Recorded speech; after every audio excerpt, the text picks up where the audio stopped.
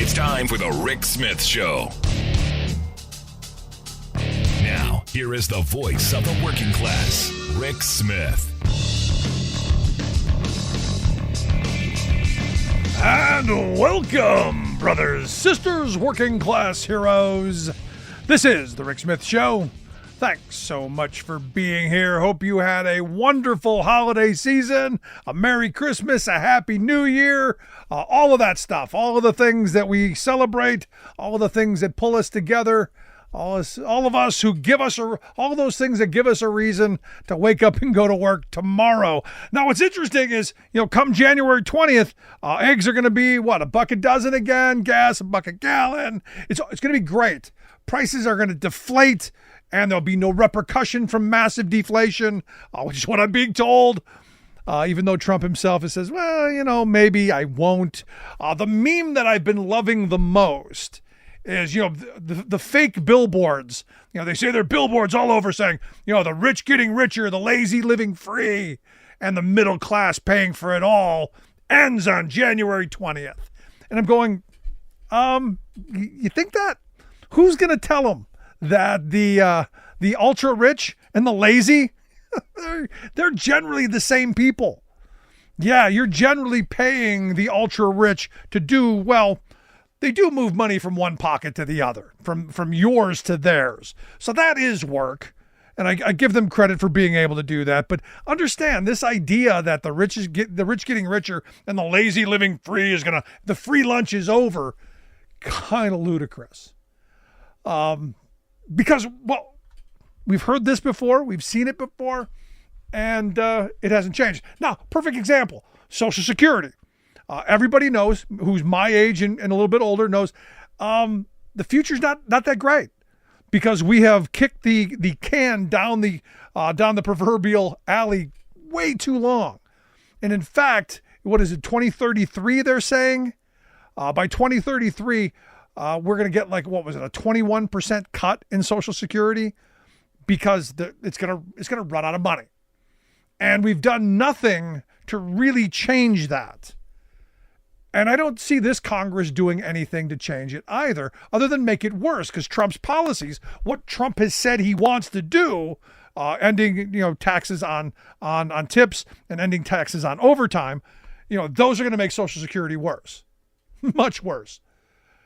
And they know that. And that's part of the plan. Now, what's interesting is Elon Musk, at a quarter after midnight the other day, January 1st, quarter after midnight, just on his income publicly available at Tesla, paid all of the Social Security income tax he's going to pay for the entire year, quarter after. If you throw SpaceX and the Starlink thing, you throw all that in there, about 60 seconds after the hour. So at 12:01 a.m. on January 1st, he's going to pay everything he will pay into Social Security for the entire year. That's it. That 1 minute. Now you, me, other working people, we're going to spend every day of the year working, paying into the fund. The Forbes magazine came out and said there are about 229 people right now who earn above $50 million a year, who basically, on the first few hours of the year have paid everything they're going to pay for the entire year. And they say, look, the fact of the matter is, 94% of workers, some 164 million, they're going to pay taxes to Social Security all year long. And the argument has always been, the fairness argument is why should just people who are working at fast food restaurants or driving trucks or swinging hammers or doing any of the thing, working in offices, cleaning up after Doge Boy and company, why do they have to pay all year long? And well, our wealth class doesn't. And what I've been saying, and a lot of policymakers and a lot of people who know this a lot more than I do are saying, look, instead of just earned income, you collecting a paycheck, that thing that you cash at the end of the week that never seems to go far enough, instead of just calling that income, why don't we expand the definition? Scrap the cap, say, sorry, Elon, you can afford it. You're going to pay taxes just like everybody else, like every other citizen all year long. And we're going to expand what the definition of income is on interest, on business receipts, on capital gains. And we can do that at a certain point above $1 million. We can do a whole bunch of things so it doesn't hurt the working class and the working poor anymore, but goes after where the money is. Because like I said, look, that promise is struggling right now. What I found interesting is, as Forbes magazine pointed out, the highest paid, 229 highest paid Americans, they would pay about, I think the number was like $3.6 billion in Social Security tax if you scrap the cap, if they had to pay like everybody else. And those 229 people would pay as much into the system as 77% of workers earning less than $57,000 a year. Very clear.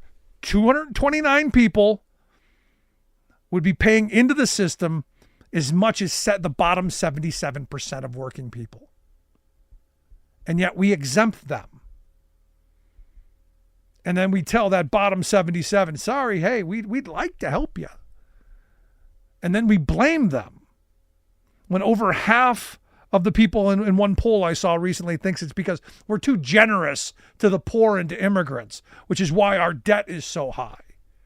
No, the reason our debt and our deficits are so high is because we keep giving billionaires billions of dollars. We keep moving towards creating the first trillionaire. And we do that because, well, we sacrifice. We work for lower wages, less health care, less benefits. Why? Well, so our oligarchs can have just a little bit more. I think it's wrong. I think it's ridiculous. I think it's insane. But it's where we're going. And understand, as we have redistributed wealth from working people to wealthy people, our anger level has gone up. And as I've said for years, the anger is real. The anger is justified. And if Democrats would get their heads out of their keisters, might actually have a solution to making lives better. Maybe thinking about some of the things Republicans are trying to undo and maybe defend those. Want to hear your thoughts? Email me, rick@thericksmithshow.com.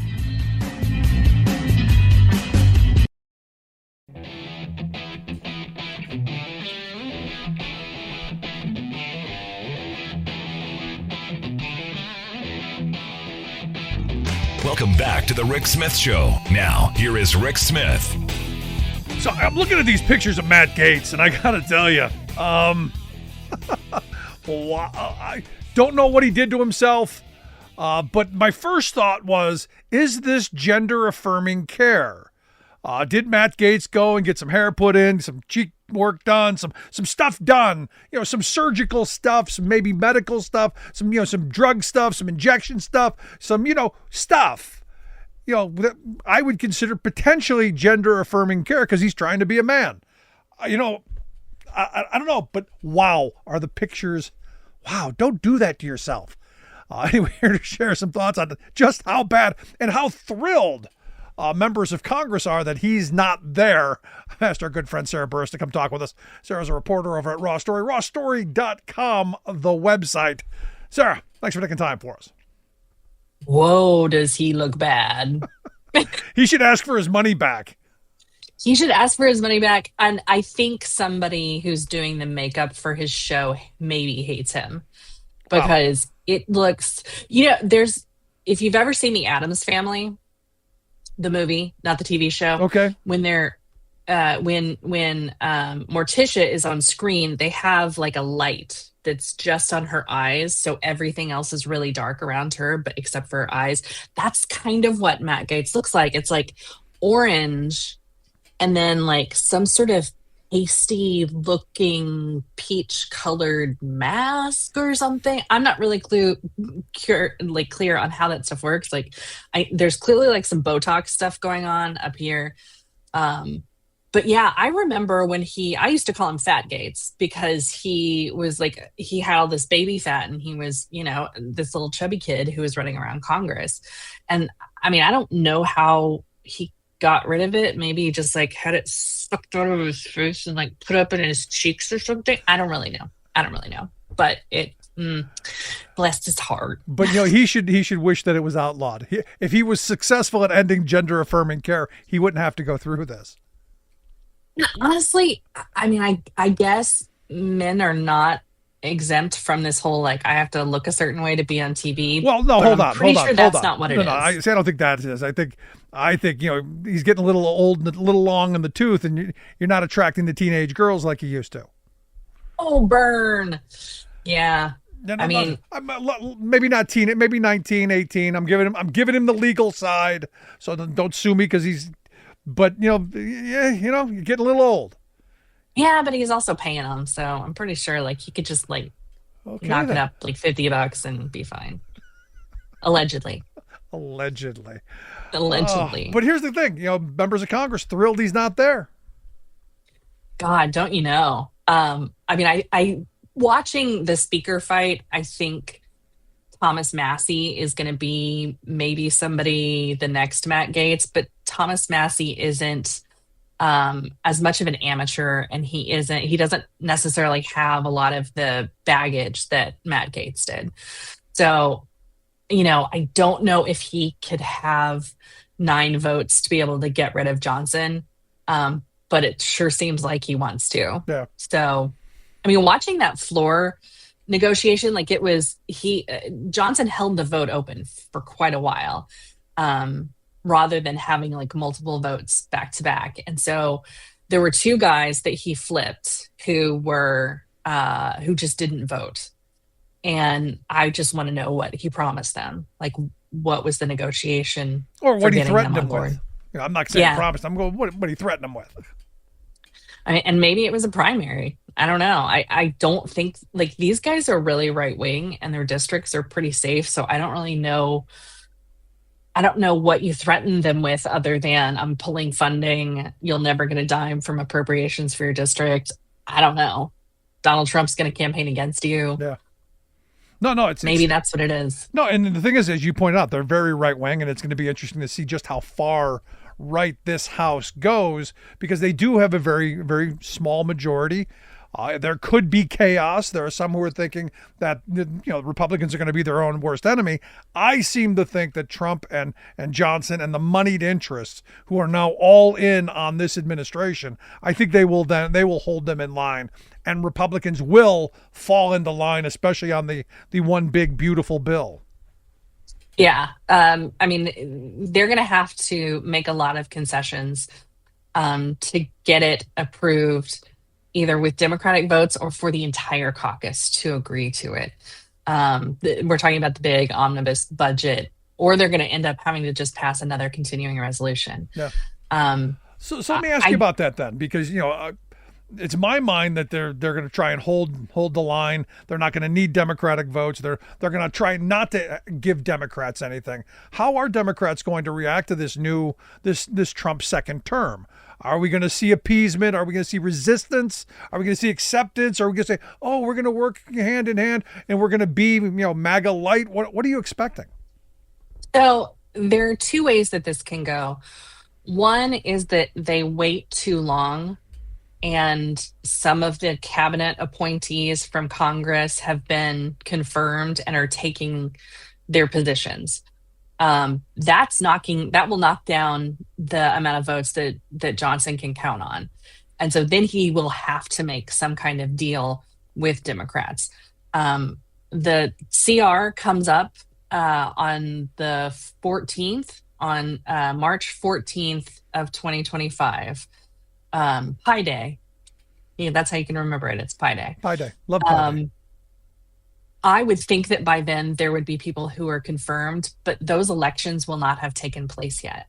So if they get confirmed, on the 20th, then it still is not enough time to elect somebody else and get them in there to be voting. So I don't know how they make it work without some kind of concession with Democrats. The alternative is they just try and pass it, the second that Trump is inaugurated. That's entirely possible. That's what I'm expecting. I don't know that. Honestly, I don't know that they that they can make that work, because they will have had to have done all of the work in the next, right, like 18, 17 days. What are we on now? And so, I mean, look, you got a whole army of think tanks. You got a whole infrastructure of bad idea people out there willing, I'm sure, to give a hand.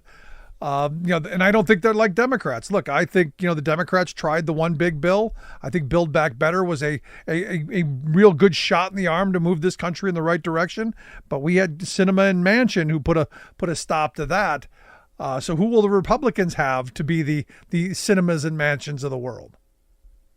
Honestly, I mean, the only person that I can think of is Susan Collins, because she's up for re-election in the next 2 years. Everybody else is pretty much in a safe seat. I mean, I can see Joni Ernst being a player because she's also up in 26, but I don't think she's going to lose her seat. Right. Unless she has like a really good Republican that runs against her. And I don't know necessarily if that would be from the right or the left, because again, like she's sort of played it close to the vest when it comes to Pete Hegseth. And you can tell that she doesn't like Pete Hegseth, and I don't think she wants to vote for him.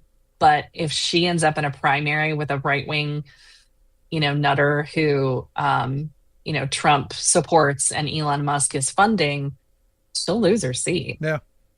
So I don't know how that works, how much they're willing to play hardball with some of these senators. And I mean, in the past, it hasn't really worked. Like, when you think about Murkowski, that's my favorite example. Like, the woman won a write-in campaign for U.S. Senate. Like, you can't touch her. There's nothing that those Republicans can do to her. Susan Collins, I don't know. That state's so wonky. It kind of depends on what the election looks like. And especially if Musk goes in there, as you said, and spends that money. I mean, watching Musk right now, watching Doe's boy play his hand right now is the reason you don't allow the kind of wealth to be in one person's hand, the kind of power that he has, being, what's he worth? Almost $500 billion. Mm-hmm. This is the reason you don't allow that accumulation of wealth in one person's hand, to be able to have the kind of outweighed power that even governments have. I mean, that's the frightening part of where he's at. It's the oligarchy. I mean, America has officially become an oligarchy with these rich and powerful people who are controlling things. And either they're going to control it from an election perspective, they're going to control it through lobbyists. I mean, there are so many loopholes that you could drive a massive campaign train through it. Yeah, I mean, I look at what Musk's pulling right now. He's going to go full head after the federal workforce. He's going to try and slash and burn the federal government like he did to Twitter and to other places. That the cuts are going to be deep and painful, and ultimately that we the people are going to pay the bill. But ultimately for him, it's about privatization, and I would argue more profitization. Yeah, for sure, because he is making a ton of money off of government contracts. So if he can continue to have that much influence and stop any other government contracts from, his competitors coming in, like, that's his bread and butter. I'm surprised, frankly, he hasn't started his own defense contracting firm or like bought out one of the other like defense contractors so that he can then make money off of that, because he would get, huge Pentagon contracts. I think I read a thing last week, I think it was, that said that we are down to 5 corporations who are running all of the defense contracting for the entire United States. Just five companies. So, I mean, I can see him stepping in and just being like, yeah, I think I'm going to get into the bombing business. Well, I mean, you look at what he's done with the Starlink. I mean, this is a scary, having him be able to control that individually is kind of frightening. And it's one of those things where you go, and I guess this is where my problem is. I guess I'm old enough to remember my grandparents who had great fear of accumulation of wealth. Who basically, my grandfather's saying was, if a rich guy takes a buck out of his pocket to tell you don't need something, you better spend 2 to get it, because that guy understands return on investment. So when Musk spends millions of dollars to get Trump and other Republicans elected, I'm like, well, what's in it for him? And what's in it for him is, billions when he spent millions, because he understands a good investment. Yeah, and I think the economy is starting to seem more and more like the robber baron age, and we've all of those protections that I feel like we put in place after the Great Depression and after World War II. I feel like those have just been, unmade. And well, so they've been slowly been undone to the point to where now they're going to finish them off. In fact, I just had a conversation recently with somebody who was saying, "Hey, they're going to. Did you know they're going to privatize Medicare?" I'm going, dude, they're already halfway there. Yeah, you're that far behind the game. They are going to privatize and profitize every function of government. When you have CEOs running our government, they're going to run it like a business, and nothing drives me crazier than when I hear a working person tell me, well, we need to run the country. We need government to run like a business, which is nonsense. It is nonsense because it's more expensive. So we end up spending more money by privately contracting out things rather than having our own people do it. And, maybe that's what Republicans really want is, they want small government that spends more, which is the weirdest thing in the world, but that's basically what they're creating.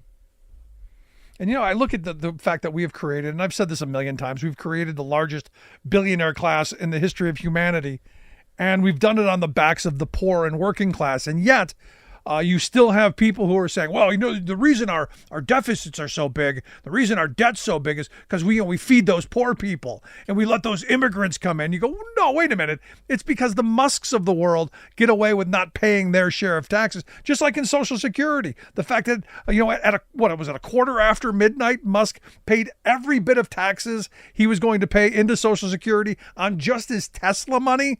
You take all of the companies that he's involved. It was like a minute after midnight. He'd paid everything he's going to pay into Social Security. But you, me, everybody else, 24/7, 365.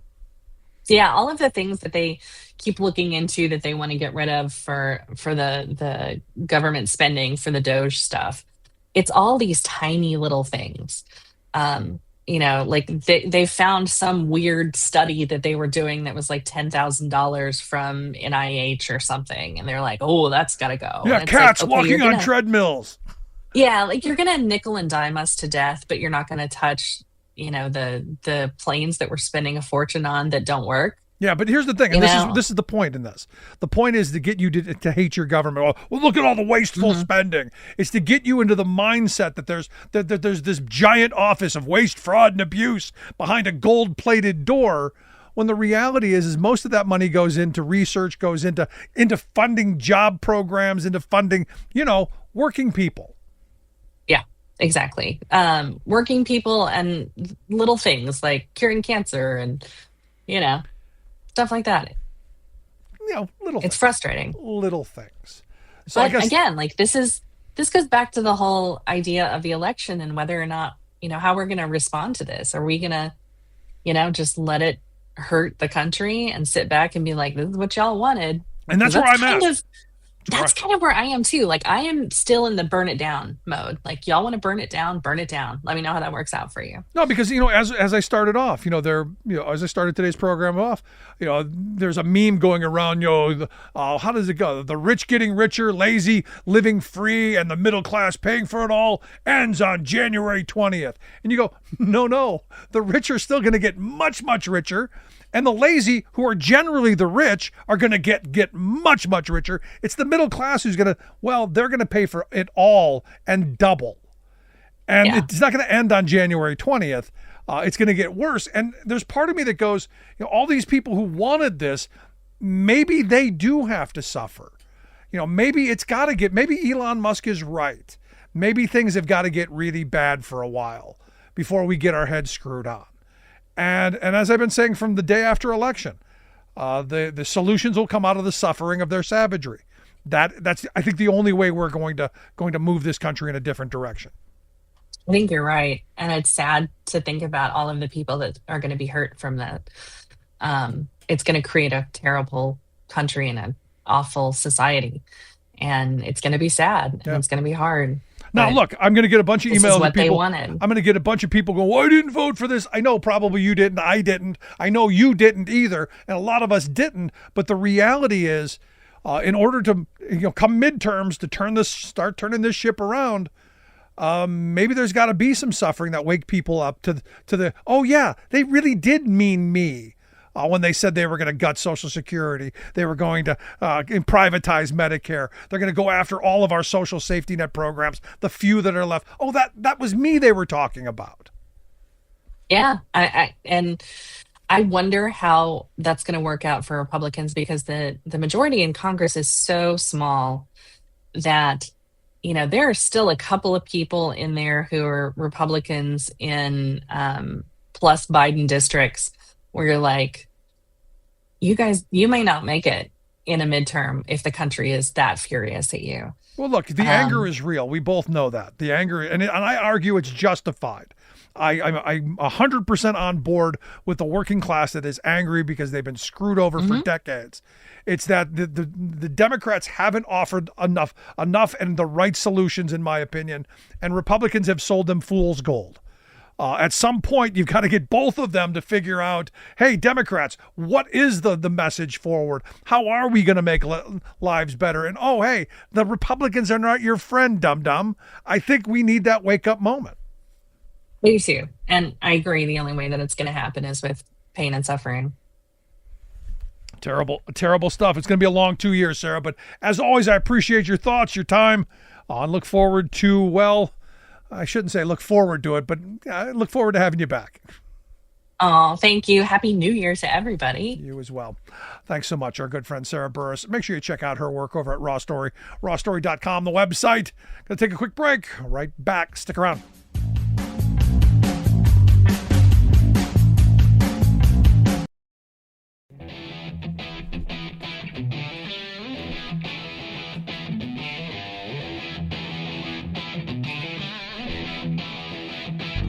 Welcome back to the Rick Smith Show. Now, here is Rick Smith. So the question I have is coming out of Ohio. When Trump takes over and J.D. Vance is the vice president, who's going to fill that Senate seat in Ohio? A lot of names being thrown around. Ohio Lieutenant Governor John Husted, the late and emerging, potentially leading contender to replace J.D. Vance. I'm still hoping that no matter who it is, I'm hoping Sherrod Brown runs against them in the next term, because it would be great to have Sherrod Brown back in the Senate. But here to share some thoughts, one of my favorite former Ohio congressmen and my political analyst here on the program, Bob Ney. Bob, thanks for taking time for us. Thank you, Rick. So, what do you think? What do you think of Husted? Do you think he's going to be the guy who's going to replace Vance? I don't know that he's going to get it. He's been to Mar-a-Lago, so that caused, a lot of speculation. Went down, kissed the ring, okay. Oh, yeah, but a lot of people within the party are upset with him because he went contrary to Trump and said the Ohio elections are secure, et cetera, et cetera. And he hasn't made that many pro-Trump statements, but let's face it, neither did J.D. Vance, and he became the vice president of the United States. So it looks like you said, has been down there. I'm still going to throw out two names who I think are main contenders with Husted. One is Jane Timken, who was chair of the Republican Party in Ohio at one time, and an industrialist family, no question about it, from Canton, Ohio area. The second one, and before anybody Googles and says Bob didn't reveal what he should have, as a matter of disclosure, my first campaign manager, Mike Carey, has become a congressman, Congressman Carey, from Ohio, and he's in contention too, based on the fact of being very, very strong in a general election because of positions that would be, more moderate. So I think it's one of those three, either Husted, Timken, or Carey. I think if I were Sherrod Brown, I would be hoping that Husted gets it. Although he's the lieutenant governor, he hasn't been, a household name, et cetera. He was previously Speaker of the House. But again, he has not been a household name. So if Sherrod were to run again, I think that would be the more aggressive campaign he could run, which would be against Husted. Yeah, and a so former I don't know speaker. If I'm get it yet, but those are the three names, Rick. And a former Speaker of the House that didn't go to jail from Ohio. Okay. Yes, the last one is doing 20. There you go. And look, we'll see. We'll see who I'm with you. I hope it is Husted, because I do think like you do, he's weaker than the others, and I do want Sherrod back. I think we need a working class champion in the Senate. I got to get your thoughts on President Biden shooting down the U.S. Steel Nippon takeover. Thoughts? Well, it seems to be on track with what the workers would like to see, and the alternatives to the Japanese, I think, would be obviously more favorable for us, for American workers. So it seems that the president's made the right move on that. I don't even consider that I've seen any articles where he's been criticized. I don't think. Just a little bit. I mean, just a little bit by some of the people who were obviously paid by Nippon to go out there and do the work of. And look, you got to give them credit. Pennsylvania was carpet bombed with propaganda from Nippon about how it was going to be great for the workers, going to be great for the country. Mm-hmm. Waving the American flag from mm-hmm. Japan. And I think steel production. Domestic production is something that should be a national security issue, should be something that we hold here at home. And I know, corporate America doesn't really give a rat's behind about this country most of the time, but this is one of those things that I don't know, not comfortable with foreign ownership of. Right. This was an issue dear to my heart. I marched down the streets past the Treasury to the White House with 10,000 people from your state, my state of Ohio, and other states years back, protesting to President Clinton. We wanted a 201, which was be a favorable motion, and we didn't get it. And then we protested with Bush, and we actually got the 201, but unfortunately it was a bit late for places like Wheeling, Pittsburgh Steel. But it's been an issue that when we pushed way back under Clinton and Bush, those administrations, we used the national security argument many, many times. We used the worker argument, but we used national security argument. Yeah, the worker argument. Dear to my heart. I think the preservation of steel is major in this country. Absolutely agree. But the sad reality is, evidently our politicians don't care about workers, because that argument never seems to carry water. When you throw the national security argument out there and they start worrying about soccer moms and all of that, they start to listen. Right. True. That's true. Now, in this case, I give Biden credit because, part of his legacy is being a pro-union president, a pro-American worker president. And I think ultimately this is going to work out in the best interest of American workers, and good on him for doing it, because he could have just kicked it down the road to Trump to deal with. Mm-hmm. Right. So it was a good thing. There you go. I got to get your thoughts on Doge Boy. Evidently, Doge Boy went ballistic a couple of days ago. Actually, about a week ago, over these H-1B visas. I find it interesting that the people who are, we're going to get the big bus and we're throwing all them foreigners out. He went to bat for this H-1B visa program, and in a big way. And so I'm curious, what are your thoughts of these visa programs, since there seems to be so much abuse, and what should we be doing on that front? This took a lot of sides. Before I answer your question about the HB1 visas, let me get into one other thing, if I could. This turned into an Indian American issue. And I like to call her Laura Loomer. Yeah. Stick with the Looney. Where'd she come from? Florida. Why is she so powerful in the Republican Party? She was flying on the plane with Trump, et cetera. And she's the one that they had made statements about the White House would smell like curry if, Kamala Harris was elected, and it would turn into a telemarketing center. Indian Americans are very successful as a group in this country, very successful. And Indian Americans provide, clout, just like African Americans and the Latino base here in this country.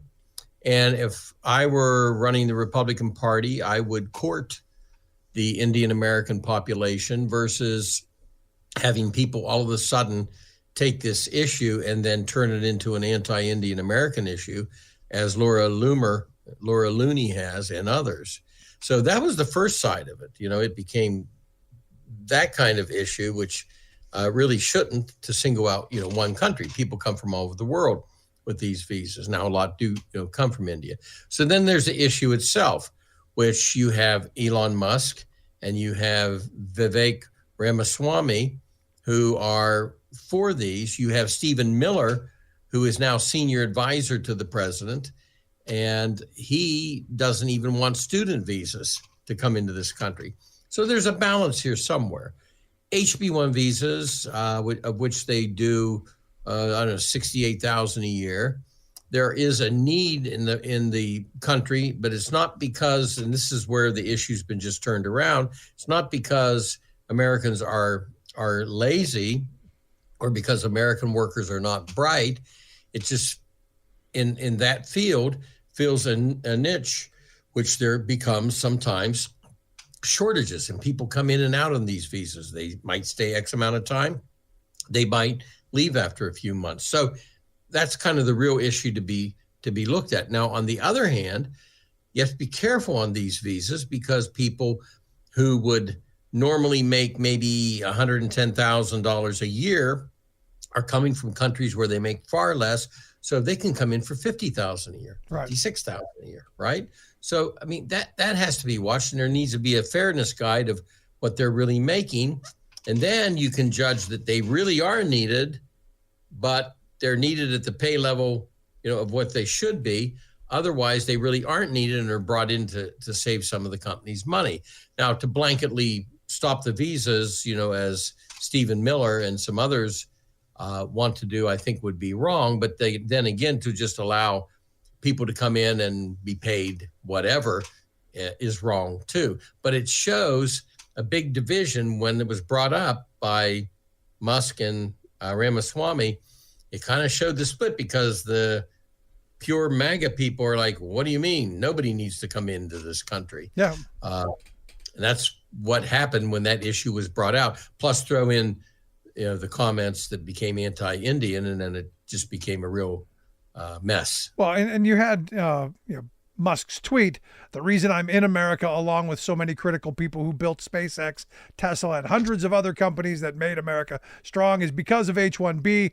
He says, take a big step back and go blank yourself in the face. I will go to war on this issue, the likes of which you cannot possibly comprehend. Right. And you go, again, another reason why someone in this country should not have $500 billion to be able to influence one person influence a policy like this. But, for me, in the days after, you saw stories popping up that Musk himself was firing American workers and bringing people in on H-1B visas, basically using these as a way to get cheap labor and exploitable labor, and then turning around and calling American workers lazy and not willing to work, or not willing to work for the wages he was willing to pay. Yeah, and again, I think there's a balance here. When this issue came up years back, and my initial reaction, I can remember when they brought the issue up and we were going to have a vote on it. And I said, I was against any of the visas. And then I took a look at it, and certain caps, were put in place, and certain need was out there. And they showed us some statistics that if you just did away with them, we'll have some problems. But again, I think we have to look at it as to, what the person is paid. And if they're paid in a basis that would be equal to what they would make if they were, born and raised here, then that's different. To blanketly cancel them would be bad, but to allow people to be underpaid and therefore you don't hire the American at 100,000 because you're hiring somebody else at 50, then that's not good. No, I'm with you. I want to get your thoughts on Speaker Johnson. Evidently, the Republicans came around. Johnson's the guy for now. Any thoughts on how long he lasts? Let's start there. Yeah. I think I'm kind of saying that I think he'll be gone around June. That's what I think. Okay. Does he get his one big beautiful bill through? Well, there's 9 now that can take him out. And of course, 9 people held out to show him we're the 9. Here we are. We can take you out. I would like to go back to the original House rule where you had to have, majority, 218, no matter what party's in control. But, right. So it's 9 now. Trump's going to have an agenda. He is going to have very few votes to spare, Johnson. I'm saying June because here's what I'm thinking. If the agenda doesn't pass for whatever reason, and let's look at something. We had 30-some Republicans that told Donald Trump no. Think about that, because he wanted to eliminate the debt ceiling. So let's say Trump does something where everybody's not on board. Johnson loses some votes. He can't pass it in the House, or he passes it right on the nose, which makes it weak to go to the Senate, by the way. Then I think eventually who's going to get blamed for the Trump agenda not being successful? Not Trump. You think it's going to be Trump? No, it's going to be Johnson. And he's got to go, and we got to get a new person. Once that comes out of the White House, it's over with. And look, Trump was bad-mouthing him to begin with, and I think somebody said, hey, if he goes before Monday, you may not get certified. So, okay. And he got on the phone and got the votes. Doesn't mean Trump will continue to do that for Johnson. Yeah, so we'll wait for that tweet to come out, or the truth, whatever. We'll wait for that to come out. That Johnson's the biggest loser, and now I never liked him. I never wanted. That'll be the message. Is that what you're telling me? Well, I figure we've always got the 100 days, don't we? Yeah. January, February, March, into the 100 days, April, and it's the president's first 100 days. They're supposed to be, honeymoon effect, totally effective. If they are effective, Johnson will remain. If they aren't effective, if they can't get what they want because moderates don't do it or the ultra-right doesn't do it, whatever, and if Trump has to pick up the phone every single vote, then I argue by June, it's probably going to be, my agenda didn't make it. It was Johnson's fault. He needs to go. And then does the agenda get picked up again, or is this one of those things, now we're at the midterms? Well, if Johnson goes, I don't know that they'll have a speaker for a month. Look at history. So you're going to give everyone a glimmer of hope that all the bad stuff's not going to happen.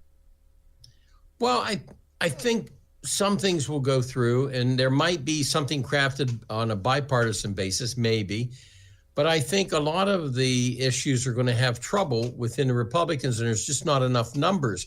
Johnson doesn't have enough of a majority. And again, if something doesn't pass, the White House is not going to say that it's the White House's fault for not crafting a bill that had bipartisan support. They're going to blame it on somebody, and that's why I think it would be Johnson.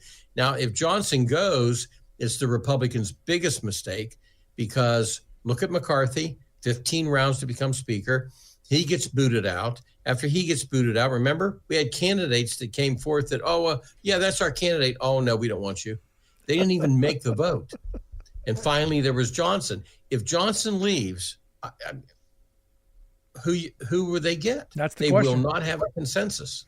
That's the question. Finally, I want to get your thoughts on the president's Presidential Medal of Freedom ceremony back on January 4th. Some interesting names, but the right has glommed on to George Soros and Hillary Clinton, the evil. They've been chewing on that. Any thoughts of giving them the Presidential Medal of Freedom? Well, I'll give Hillary a pass because, she was First Lady, United States Senator candidate. George Soros, he and the other guys, the Koch brothers, they've got these big PACs, and nobody knows who gives to these PACs, so I'm not a huge fan. Yeah. But the president can do what he wants. No, I thought it was interesting that everyone lost their mind about George Soros, but we heard nothing about David Rubenstein, who was the co-founder and co-chairman of the Carlyle Group. Right. Nobody talks about that. No. And I'm going, I'm a little more, Carlyle Group, that problem there. But again, it's another example of, even one of the better Democrats. And I think as a president, Joe Biden was one of the better Democrats, still kowtowing to the corporate interest. Oh, yeah, absolutely. I mean, you're right. Rubenstein should have been a flashpoint, but he wasn't. It was all Soros. Even Hillary got downplayed. Yeah. Well, Soros is the evil. On the right, that's where evidently where all liberals get their money, from George Soros. Well, and of course, George Soros went after liberals. I personally have friends that he went after that were Democrat liberals, and he did. He went after them, and they weren't happy with him. But these PACs, Soros, the Koch brothers, Karl Rove, I put all of them in the same bag, no matter whether they're left or right, in the sense that everybody that gives to those PACs ought to be known. Yep. Because you can have other rich people that can put money into there for some vested interest, or they got into a fight with a member of Congress or whatever, and they can throw money in there and it's just hidden. I never have liked the fact that they, aren't accountable like anybody else would be if they give money to candidates. No, I'm right there with you. Right there with you, Bob. As always, great stuff. Appreciate the thoughts. We'll see if June is literally the deadline. But Bob, I appreciate the time. Thank you, Rick. Our good friend Bob Ney. I want to hear your thoughts. You think that's a reasonable prediction? Come June? Something to mark the calendar with. Want to hear your thoughts? Email me, rick@thericksmithshow.com. Right back.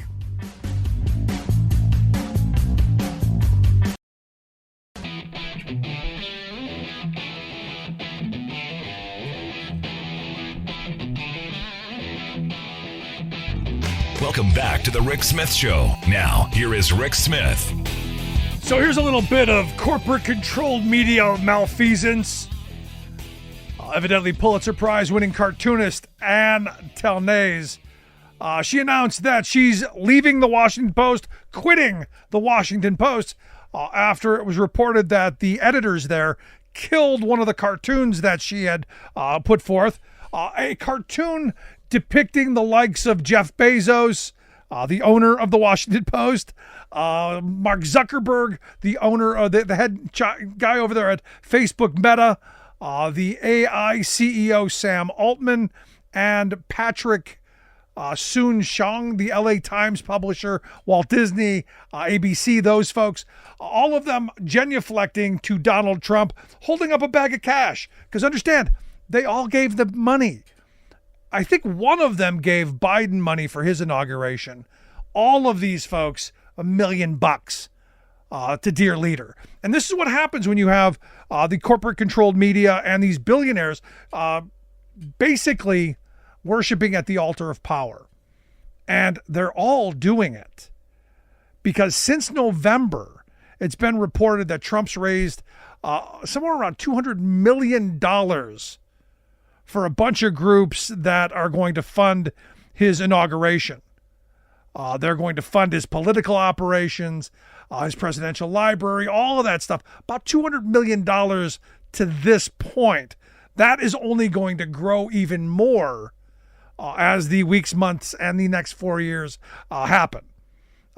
Business leaders are going to, please, deregulate me.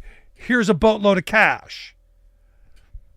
This is where I keep coming back to where I'm very worried. Because corporate America has bought in. Our mainstream corporate-controlled media, they've bought in.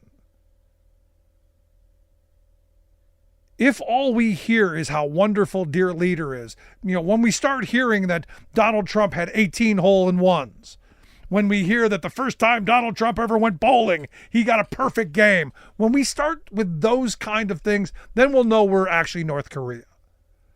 Because we're heading down that path where everyone's paying homage to the chair. Everyone's going to kiss the ring. Everyone's going to see what favor they can get. And when you have a media outlet like the Washington Post killing a very simple, very kind of innocent cartoon because it might make dear leader mad, you got a problem. And again, this is why the next 4 years, the corporate-controlled media is not going to save us. The right-wing, for-profit, corporate-controlled media is not going to be your friend. The clickbait media is not going to be your friend. Because understand, there are extremes on both sides, that all it is, it's about making money. It's about getting the clicks. It's about getting the views. It's about getting your attention. Instead of actually talking about important issues, it's about, well, chaos. And there are chaos merchants all around. For me, it's about follow the money. And the money seems to be enriching Donald Trump and his sphere very quickly. And when you have Disney and the LA Times and the Washington Times and Facebook, when you have an AI, when you have these people in line, be kind of worried, because it's going to get ugly. And look, as I started today off with, we've been fed so much. The campaign was all about how we're going to bring down egg prices, and gas is going to be $1 a gallon, and eggs are going to be 99 cents, and all the prices are going to deflate, and rents are coming down, and car insurance is going to get slashed and burned, and it's going to be utopia. Like it was when Trump was president last time. And when you stop and you think about, when Trump was president last time, sorry, wasn't that great? We still had mass inequality. We still had wages that were far too low. I had an interesting conversation with a relative who, worked back in the late 60s, early in the 70s and 80s. And I said, what'd you make in 1980? What were you making in 1980? She said, about 16 grand a year. And when you do the inflation calculator, she was making mid 50s. With full health care, with full dental, with a full pension, with several weeks vacation, paid sick, all of this stuff. And I asked because I had remembered that my grandparents, because it's the one year that I'd ever seen my grandparents' tax returns, it was 1985 into 86, and they had made $52,000 that year. And you go, a truck driver and a cashier, back in the mid 80s, made $52,000. Now they worked hours. They did well. In today's money, that's 150 grand a year. That, my friends, is what working hard, playing by the rules, and then getting ahead looks like. And over these last 40 years, we've seen a stagnation of wages, and not just because of the pandemic and inflation, because of that, but because, we've crushed unions, we've given corporate power in spades to these handful of people, and what's happened? The lives of working people have gotten worse. And the avenues for that to get better are about to get a lot harder to find. Because I do believe Trump and company are going to pursue Project 2025. I think all of the things that they've been wanting to enact and don't even need legislation for, just putting people into the positions like at the NLRB or the Department of Labor or at HHS or wherever. People who have a goal of dismantling, destroying, and crippling, and ultimately privatizing.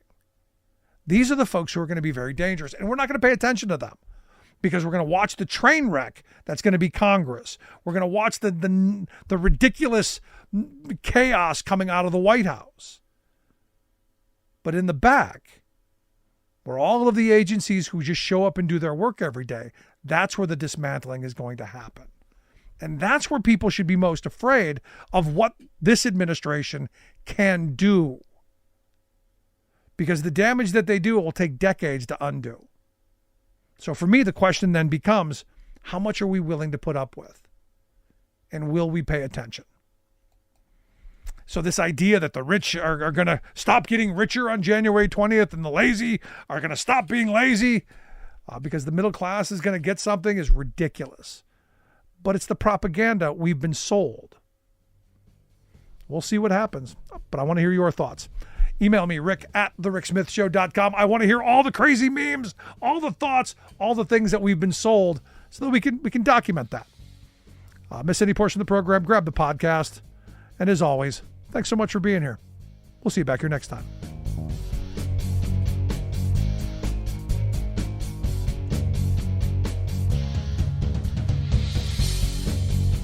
You've been listening to The Rick Smith Show.